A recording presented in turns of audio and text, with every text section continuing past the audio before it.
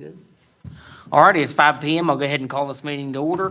We'll begin with a quick roll call. Mr. Barton. Here. Mr. Freshour. Present. Dr. Miller. Here. Mr. Chapman. Here. Dr. Minnie. Here. We're good to go. Everybody will stand for the pledge.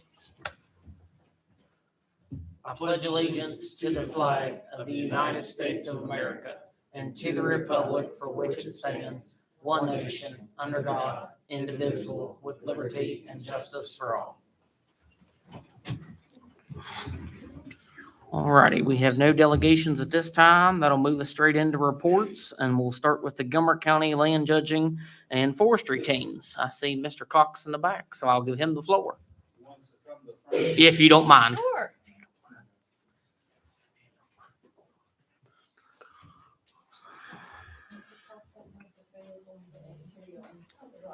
Do you want me to be heard on the broadcast? All right. Oh, there he is. Okay, so, some of us have official dress, some of us don't. We had to go to Charleston Not to naming get a load of names. ham and bacon pigs, so we just got back. Yeah. Okay. I'll start out with land judging. That happened through the summer, and Hayden and Grace and Brianna were on that team. There's another member, Jack Norman. He's at WVU. He couldn't make it down here for this. But basically, the program won home site for the second year in a row, but this group of kids won land judging and home site. And in the home site contest, in the top individuals, the top 10 individuals, all 4 of them were in that top 10 individual. And that is an incredibly competitive contest. So, most of the time, there's 8 teams down there really working hard to try and win that thing. And every one of those 8 teams gets one individual into the top 10. So we were very fortunate to get all 4 individuals in the top 10 in home site. And we had 3 individuals in the top 10 in land. And basically won it. There really wasn't anybody close to us, any of the contests. Awesome. Okay, something really special about this team is that all 4 kids on that team had tried land judging in previous years and had either been cut from the team or not made the team. So all 4 of them had come back to try it again. You showed him. Yeah, that was, as a coach, that was really special for me. To have kids that, wanted, that just kept at it, and I think it paid off for them big time. Because that's the best our program's ever done down there. Awesome. Yeah. Awesome. And that is a major life lesson too. Yeah. Because you don't always get things the first try, but the key is to not give up. Then our forestry team, we have all of them here, Callie Moyer, Summerborn, Rayanna, and Brianna White. And Callie and Summer, this was year number 3 of trying to get it done for forestry. So last year, the team just barely missed out winning. So they came, worked really hard. 3 of them were in the top 10 individually, and 1 of them was at 11th place. So we almost snuck all 4 of them up in the top individually. But they narrowly won over a Clay County team. We won by 19 points. So it was a really, really close contest. And the special thing for them that really sticks out to me is there's parts. And I will just tell you, I had a lot of help from Clifton over there, okay, who's an expert at all this. And I could give them materials to study. I could give them equipment, pictures of equipment that they had to identify. Their tests in the state contest come from a bank of 250 test questions, which they learned all 250 test questions. They had to know forest disorders, which we give them pictures of those to study, okay? When you give them those 3 things and you never have to check back in with them to make sure that they've learned them or they're studying them, it gives you that much more time to show them live trees and work at measuring timber and things like that. So the physical stuff that they really, really needed help with, Imagine being on a football team and giving your players the playbook the first day, and you never have to teach them how to run a play again. You can just practice the rest of the season. That's kind of how I would describe those four, and that makes a world of difference when you're trying to be competitive. That competition used to be extremely competitive, the forestry competition. Is it still the same way? It's the past 2 years, it's been very competitive between the top three. Yeah. You can almost flip a coin. So something kind of special about that, we won, Clay got second, and Roane County got third, which is all those teams are in our region. So some contests we get split up into regions to compete. So our region here in the state pretty well dominated that one this year. At least you beat Ryan. Yeah. Well, I want to say congratulations. I know how hard those competitions are, and I know that the board and I wanted to bring you all up here to recognize your efforts and your accomplishments in front of a live audience and tell you how proud we are and how much we support the Gilmer County FFA. Great job, guys. Yep, good Doing an job. awesome Great job. Congratulations. Yep. Yeah, we're gonna If you all come up here, we'll get a picture. Myra and Lisa normally take the photos. I noticed the only guy on the team is the one that didn't get the message. You have a shirt on. It says- Jack. Yeah. Yeah, just get all get it. Behind someone.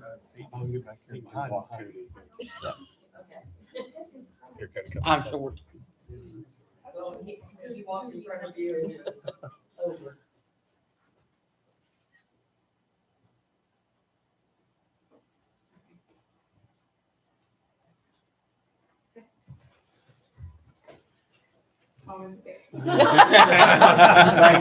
Yes, thank you. Thank you.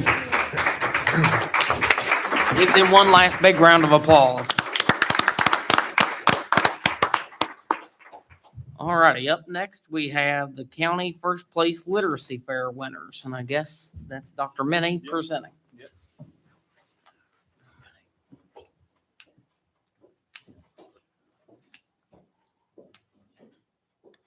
We wanted to recognize the following students for their outstanding accomplishments this year in the county literacy fair. And we're going to give each person a certificate, and if they would come up and do the same thing, get your picture taken with the certificate. First up is Tolly Price. He was a first place county literacy fair winner, and I believe a third place regional literacy fair winner. And his story was, "Are you ready to play outside?" So let's give Tolly a big round of applause.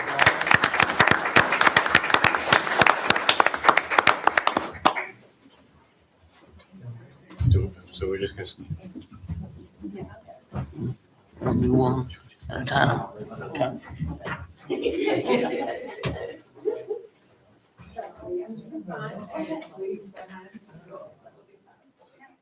Tolly, wait, I gotta, hold on. Okay, great. Did you get my right? I did. Yeah, we're Tolly. Yeah, one more time, buddy. I'm so sorry. It's not Tolly. Good job. Just remain standing. I think mine's.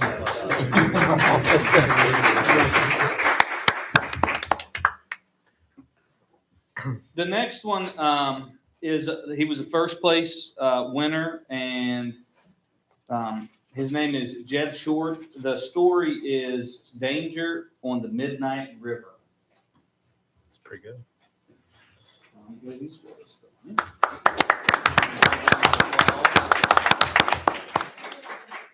Next, the first place in our county literacy fair and third place in the regional fair is Hudson Fox.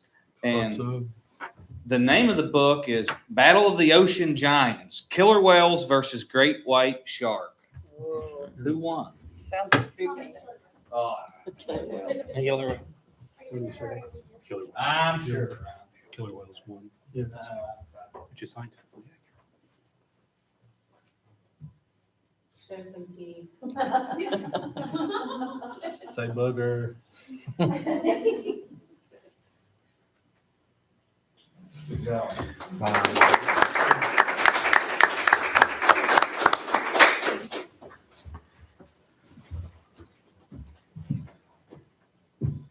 All right, the next one's, I believe, partners. Yes, partners. They were first in our county and first in our region. Partner presentation, Reagan and Ryan Hartshorn. What if you had animal feet?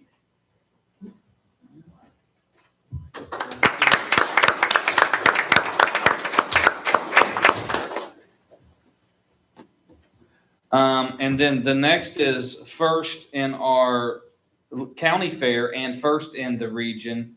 And it's Reagan Morgan, Laura Ingalls Wilder, a biography.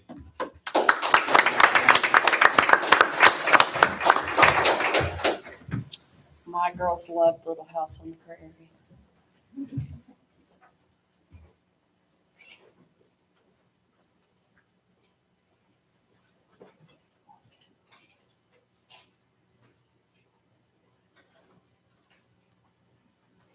Good job.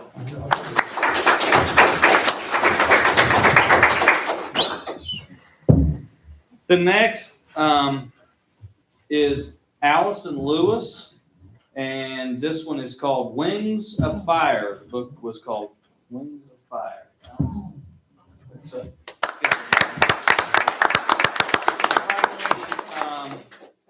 Colt Smith, third place in the region, first in our county, and it's the little engine that could.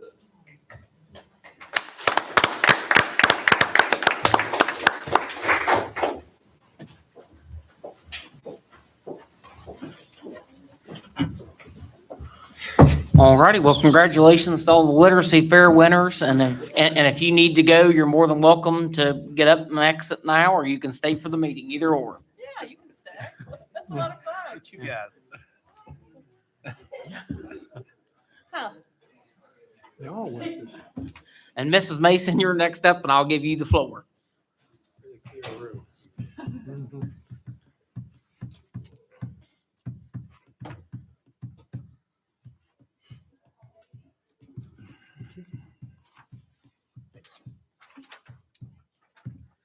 Thank you. Thank you, ma'am.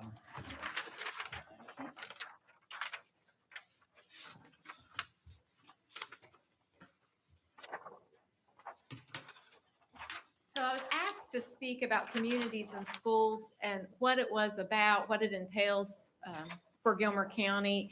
And then I'm going to do a little bit of a discussion on the state and what we see in the state. I did pass out a paper, and the one thing to note on communities and schools, it is a national program. It's in 27 states, and it's also in the District of Columbia. And what it does is it focuses on building relationships to leverage stakeholders and in different communities, those stakeholders look different, in various evidence-based practices to support the most at-risk students we have. And in Gilmer County, we do have at-risk students along with several other states. And we look at providing support for various things. We look at providing attendance, support, behavior, and academics. And what I gave you kind of summarizes those things in that flyer. For Gilmer County, what that means is communities and schools came into Gilmer County in 22, the school year 22. So 21, 22, we implemented communities and schools. And for the first 2 years, we focused on academic proficiency.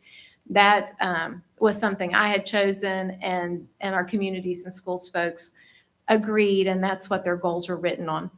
And it did have an impact in our academic proficiency. If you look from where we were in 21 school year, and then we picked it up in 22, then 23, 24, what happened was math, English, and science all improved, and statistically significant amounts.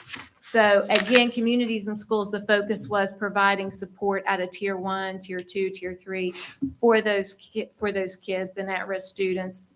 And academics did improve. Proficiency did improve. You can get on Weavis Wow, Zoom WV, and you can see that data. There was a shift last year for communities and schools to focus more on attendance in Gilmer County. And that's what we did. We picked up the torch and we did focus on attendance. So if you look at what we did the previous year to last year, we did improve our chronically absent rate. So we want our chronically absent rate to be low, to decrease, and we did decrease it. And we are doing the same goal for this school year, and we are actively monitoring that with our monthly meetings. And right now, as it stands, it is statistically significantly less in our attendance. And we are currently at about 17% for our chronically absent rate, which is much better than what we were a few years ago.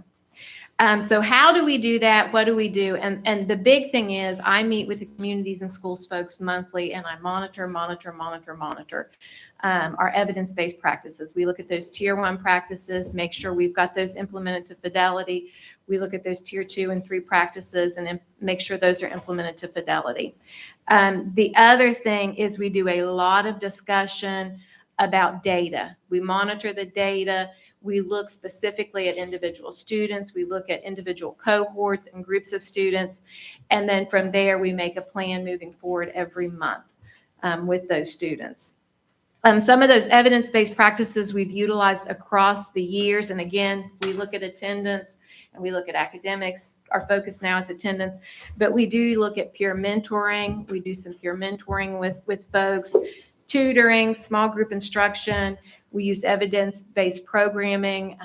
Alicia Martin and Julie Busby both do Journey of Hope, which focuses on developing goals, getting along with people. Second Steps is another program that we utilize to help improve academic proficiency and attendance. We work with students to determine what the root cause is for attendance issues or academic issues. We promote family engagement, and really that is something is ongoing regardless of whether it's academic or attendance. And then small group or one-on-one intervention, and we try to match up those interventions with the appropriate staff in our county. And you know, we talk about communities and schools and the funding for that. And one of the big pieces is those communities and schools folks don't necessarily provide all the intervention because they can't. But what they do is they look into our communities and see who can provide those interventions or services or funding that we necessarily couldn't provide. Last year, we had over 30 community partners partner with our communities and schools and both of our school systems. And I think that says a lot for our communities and schools folks to be able to go out into the communities and get those resources and bring them back into the school system. So like I said, last year we had over 30 partners. Something you may not know, because everything requires funding. What has happened is Communities and Schools, again, which is a national program, has committed money to West Virginia. And West Virginia, in turn, has to commit so much money. And the legislature has encouraged that, and they have earmarked that for the schools. And I know that the big talk now is House Bill 201, and that earmarks another $10 million for communities and schools for the fiscal year 2025. And again, I hope we can continue to promote communities and schools because we do see data that supports it, and we see data that continues to promote student growth, academic and attendance wise. Are there any questions? So like, can you give an example? Like I know Alicia and Mrs. Busby, like I know those two Mhm. positions, but can you, like, just for anybody listening, like maybe give like an instance or like say, this program was brought in by them, or they brought this in, or we teamed up with they helped make this partnership, or, So we already have Save the Children, and we've got lots of programming, but sometimes we don't have a lot of people to implement the programming. Yeah. Like our math teachers, we don't want implementing Journey of Hope or Second Steps. We want them to teach math and HMH. So what we've done is we took Journey of Hope and we gave that to our communities and folks people, and they meet weekly with small groups. And again, it focuses on behavior. It focuses on how to interact socially with kids and their peers. So they implement that programming. It's my understanding, like with attendance, if there's some underlying issue why a kid's chronically absent, that they try to talk to the parents and that's that family engagement piece. Yeah. They reach out if it's a fact that, they can't get up, maybe there's an alarm clock issue, then we could reach out to a local, or scheduling appointments late in Partner. the day or very early in the day, things. and we help parents see, when would be more appropriate as opposed to some other time. Miss Mason, I've got a couple here written down, and I'll actually put these together because some of them you've kind of covered. So I guess it's my understanding. So like we focused on attendance this year. So basically the community and And schools last year. and last year. So are those, so each year, I guess, do we rewrite the strategic plan for that program to relate back to an accountability standard? Is like on the scorecard, is that how that's written, or? So the strategic plan really drives the county. Okay. And we try to support that strategic plan to ensure that we do reach accountability for attendance or academics or behavior or discipline. And so we look at that, and when we look at what the deficits are, we do that needs assessment. Okay. And then after that needs assessment, we determine where the biggest support we should be providing is. And the last 2 years, it has been attendance. Okay. That's kind of on like a yearly basis. So you have to It put is it on in a the yearly plan for the basis. year as to what you want. You do a You needs can't just go assessment, off the you rails. determine Sure. a root cause. Okay. And from there, we implement our strategies and our Okay. action steps.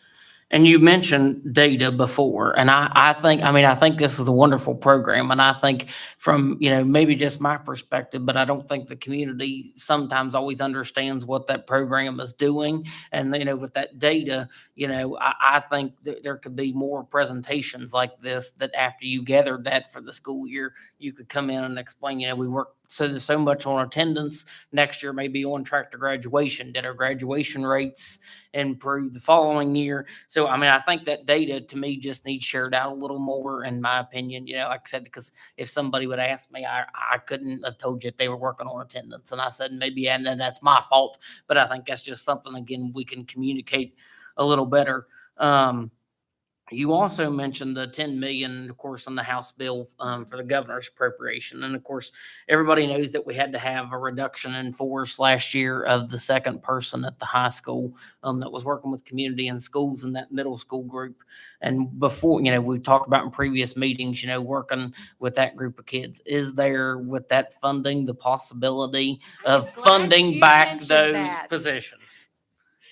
So every year, the communities and schools funding decreases. Okay. Every year. The first 3 years, we maintain the funding, and then it just continues to decrease year after year after year.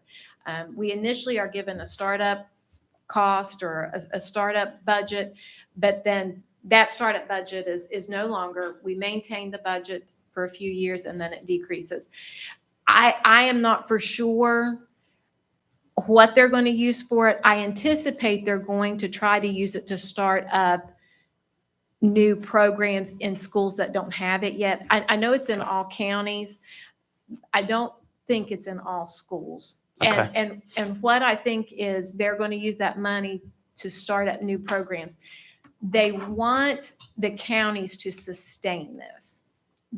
But again, after 10 years, we are going to take on fully those positions if we don't have a plan in place. So right now we have two positions. That's what we're talking about. Right Yeah. now, we have two Yeah. positions. Yeah. Yes. And we started out with 3 though. Is that correct? Yeah. That is Okay. correct. And unfortunately, like lots of programming and lots of grants through the state, and I could go Sure. on for multiple scenarios.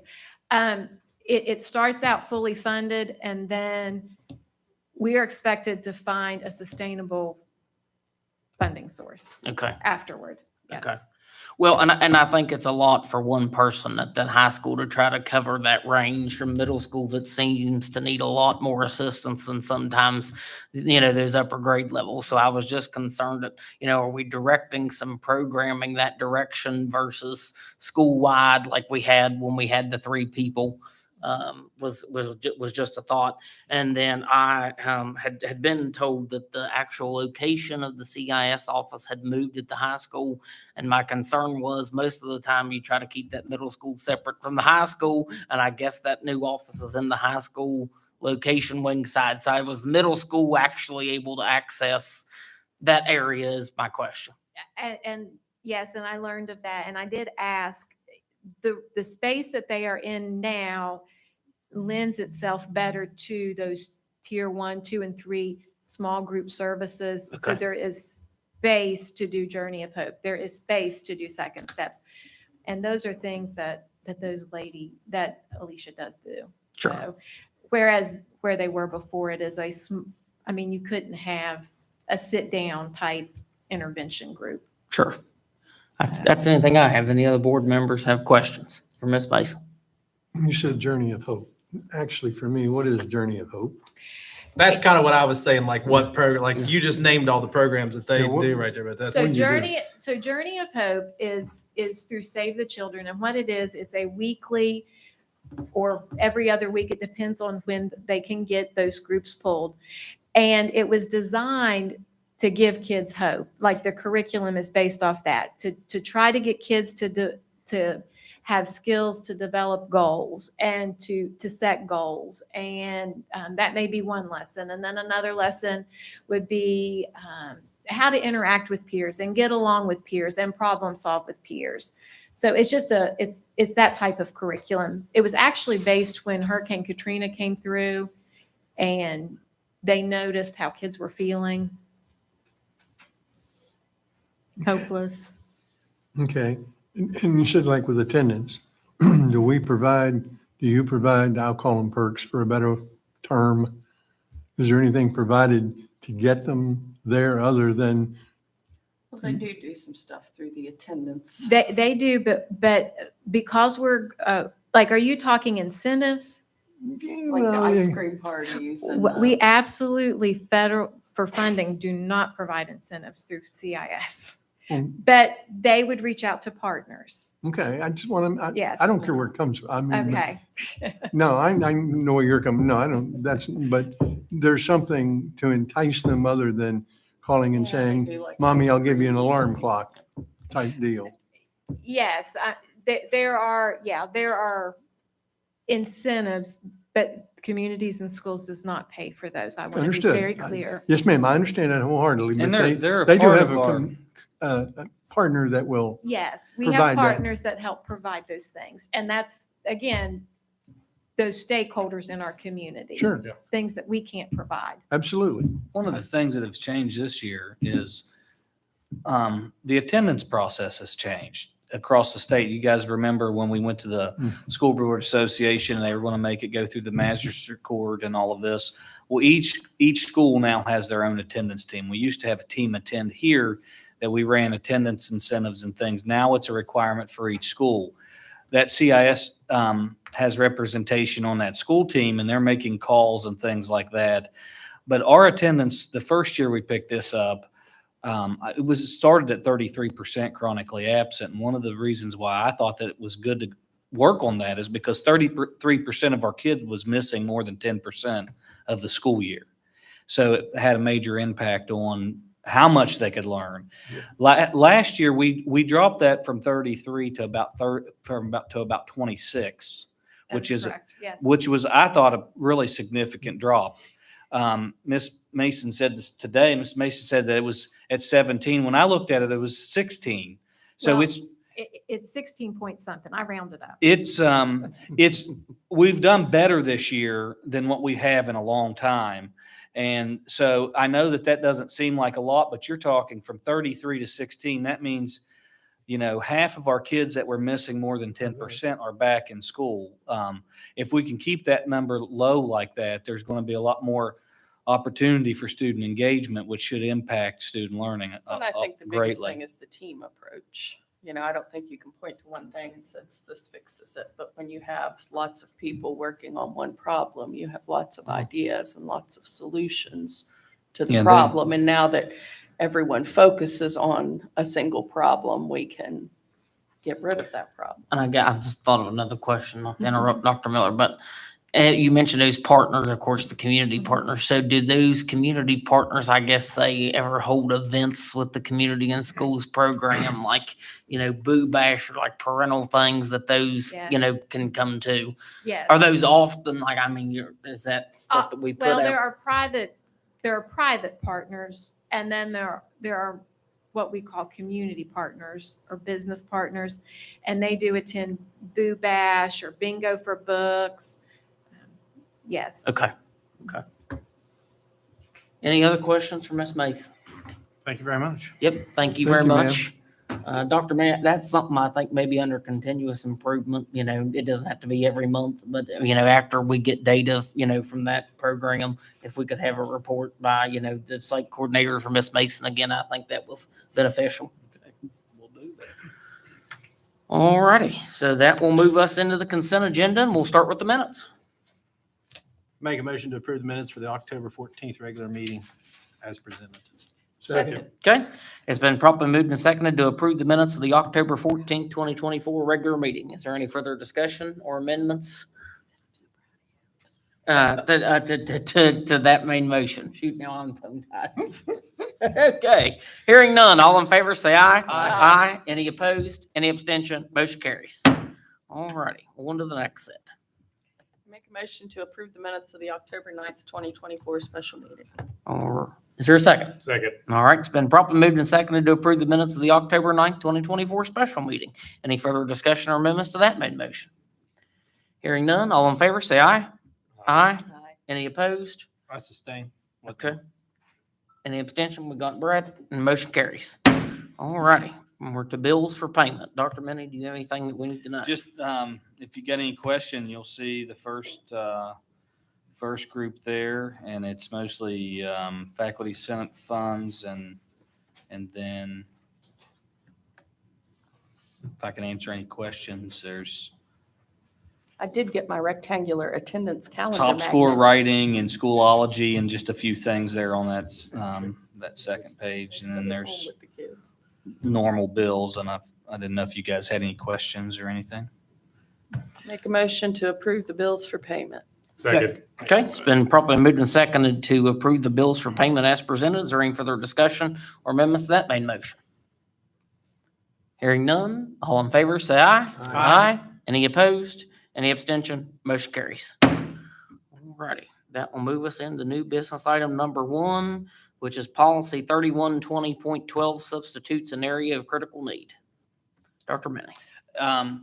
We've had this out. This is one of those standard things that we do every year to approve the substitute in areas of critical need. And we've had this out on comment, and it's basically the same exact language that we approve every year. And we will send this for state approval. And I just make the recommendation to motion to approve policy 3120.12, substitutes in areas of critical need as presented. So moved. Second. Okay, it's been properly moved and seconded to accept the superintendent's recommendation to approve policy 3120.12, substitutes an area of critical need as presented. Is there any further discussion or amendment to that main motion? Hearing none, all in favor, say aye. Aye. Any opposed? Any abstention? Motion carries. Alrighty, on to the next one, policy 4120, areas of critical need and shortage of substitute bus drivers. Dr. Benny. This is the same, but for service, and like I said, our language hasn't really changed. It's been out on comment for 30 days, and I recommend to make the motion to approve policy 4120.12 in So areas moved. of critical need. Second. Okay, it's been properly moved and seconded to accept the superintendent's recommendation to approve policy 4120.12, areas of critical need and shortage for substitute bus drivers as presented. Is there any further discussion or amendments to that main motion? Hearing none, all in favor, say aye. Aye. Any opposed? Any abstention? Motion carries. Alrighty, we are to read aloud West Virginia volunteers. Dr. Benny. Just to make the recommendation to approve Don Bailey and Tracy Arden as a part of the read aloud volunteer list. So moved. Second. Okay, it's been properly moved and seconded to approve the read aloud volunteers read aloud West Virginia volunteers as presented. Is there any further discussion or amendments to that main motion? Hearing none, all in favor, say aye. Aye. Any opposed? Any abstention? Motion carries. Alrighty, next item. Discussion or possible action of school level faculty senate reports to the superintendent and BOE on special ed integration. Dr. Benny. This is something I believe came from a board member wanted me to place this on the agenda for you all to have a discussion about, and I'm going to pass around. It came out of code, and I added a little piece of code here.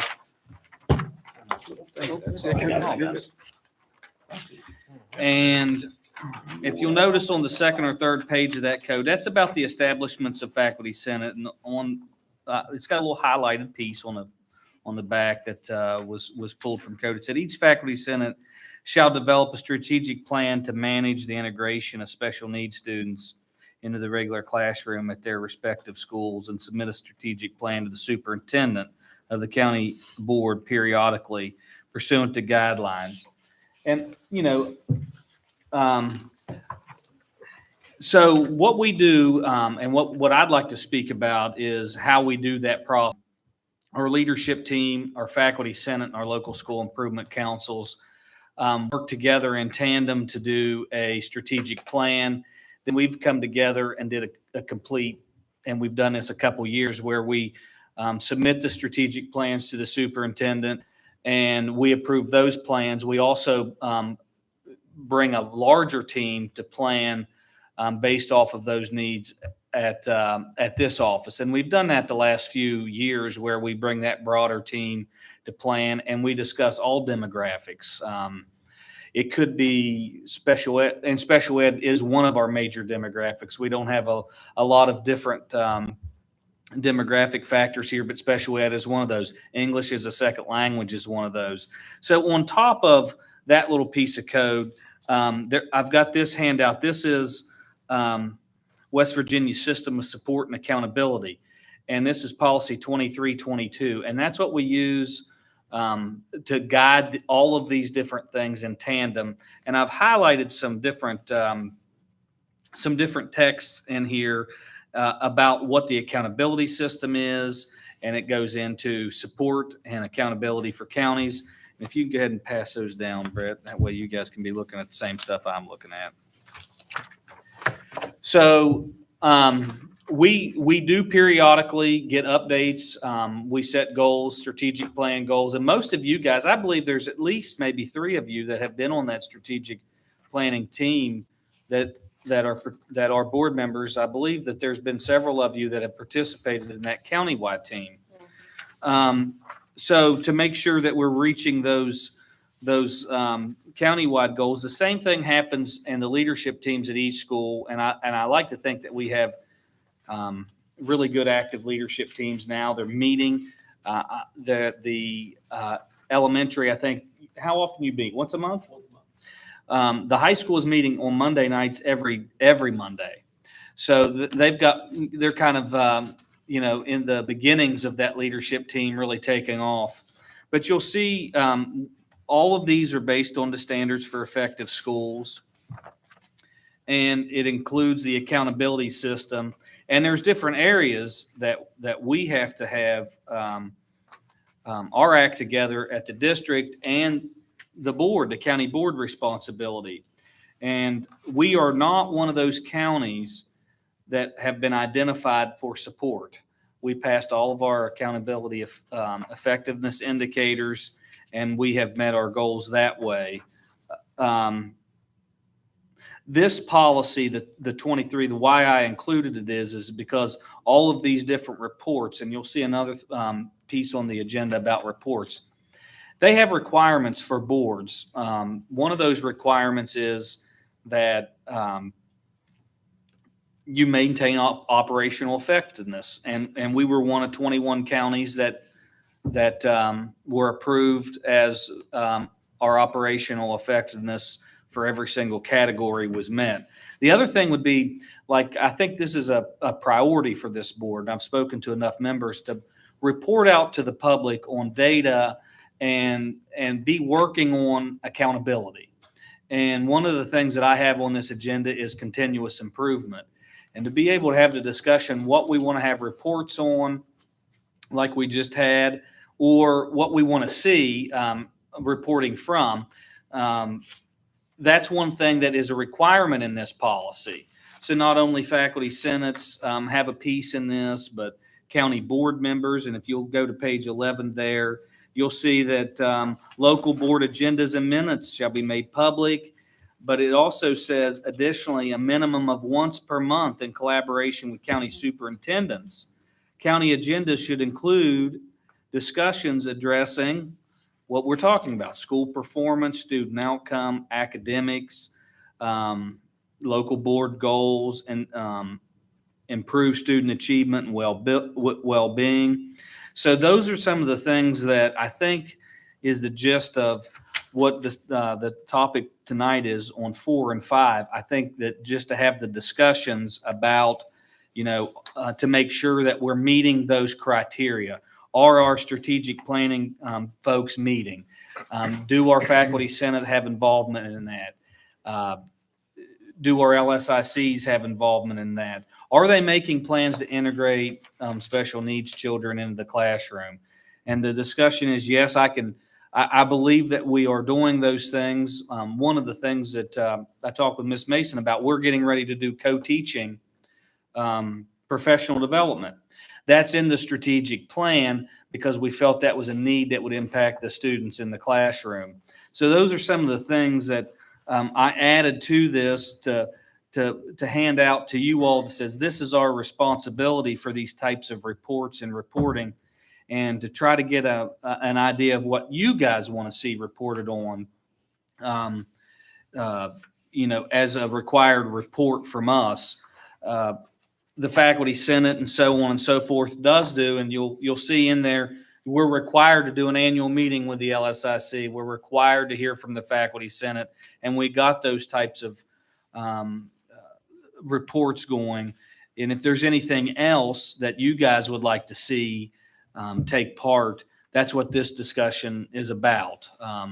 There's members that want to focus on academics, and I think that's a great thing to focus on, and see those presentations and know that we're moving the needle for academics and all subgroups. So that's just what the discussion here is tonight, and I'm going to have to leave it up to you guys as members to decide on what you think is appropriate. But I will say that I feel like we're checking the boxes of, are the faculty senates meeting? Yes. Are the LSICs meeting? Yes.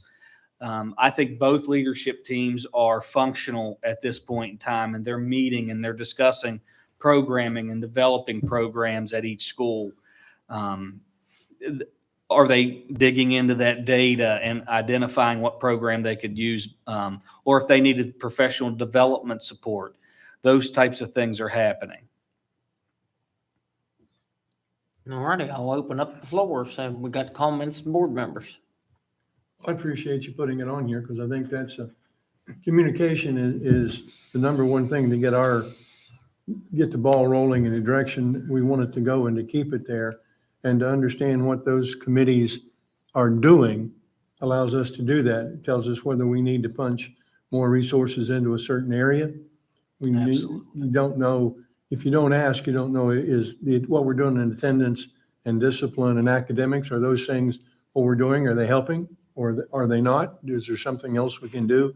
Is there's a program that we might be able to come up with for the SAT that might be more beneficial than what we're doing, so that we can jumpstart those kids that are, I don't want to say between the cracks, but it doesn't take a lot of movement sometimes to make a big difference, but you got to target them Absolutely. to be able to do that. So this kind of information gives us something to go for. And it also says to the public, you know, they're, I hate to say this, but genuinely interested in the student body, the student population, and they're doing whatever they can do to move the needle and make my kid where he will be successful.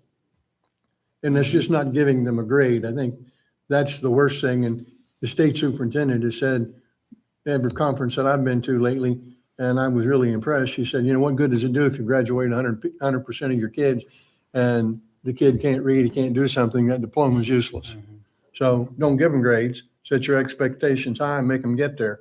And this information helps do that.